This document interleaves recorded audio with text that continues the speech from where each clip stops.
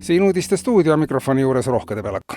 Rahvastiku juurdekasvu hakatakse ametnike poolt arvutama uuest aastast alates uue põhimõtte järgi ja senine inimeste arvupõhine arvepidamine asendatakse inimeste kaalupõhise näitajaga. Kuigi inimeste arv väheneb, siis teeb selle tasa inimeste kehakaalu juurdekasv, mis rahvastiku juurdekasvuna arvesse võttes näitab kokkuvõttes positiivsemat pilti. Keskmiselt võtavad eestimaalased aastas juurde 1,2 kilogrammi ja see on arvestatav rahvastiku juurdekasv. Kui suunata inimesi spordisaalidest rohkem diivanile või maja taha grillima, siis suureneks juurdekasv veelgi, märgivad rasvastikuteadlased ja lisavad, et ka ilma suunavate meetmeteta juurdekasv jätkub ning 150 aasta pärast on eestlasi kaalu mõttes ikka sama palju, aga arvuliselt võttes on alles vaid 2 mallet ja 1 mati.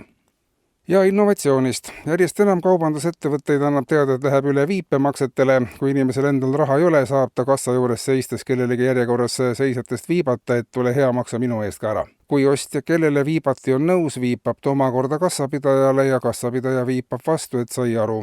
Kui klient, kellele viibati, aga tunneb, et seda läheb paljuks, viipab ta edasi 3. ja see omakorda järgmisele ostjale. Kui päeva lõpuks on kõik ainult viibanud ja mitte keegi pole maksnud, siis viipab kassapidaja poe juhatajale. See omakorda viipab rahandusministrile, kes omakorda viitab majanduskriisile ja arve ära maksab.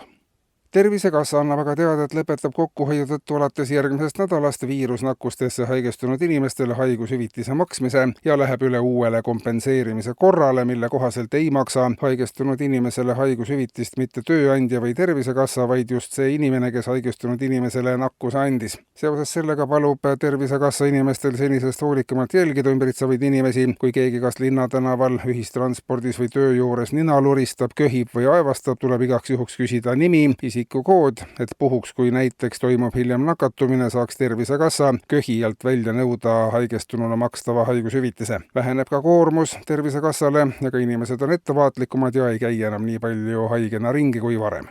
Ja on ka inimesi, keda sellised probleemid ei kimbuta. Eile helistas Käruvere konstaablile kohalik elanik Hulgo, kes teatas, et juhul kui keegi teadlastest huvi tunneb, siis gripiviiruse 2 nädalat kestnud viinaga ravimise järel on tal tekkinud antikeha. See vedeleb köögiukse ees ja segab liikumist.